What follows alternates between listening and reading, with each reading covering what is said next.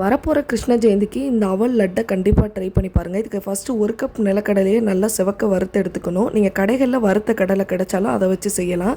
இப்போ நிலக்கடலை நல்லா வறுபட்டதுக்கப்புறமா ஒரு பிளேட்டில் கொட்டி ஆற விட்டுருங்க. அதுக்கப்புறமா 2 கப் சிகப்பு அவல் இல்லைன்னா வெள்ளை அவல் இதையும் நல்லா மொறுமொறுன்னு வர வரைக்கும் வறுத்துட்டு ஒரு பிளேட்டில் கொட்டி ஆற விட்டுருங்க.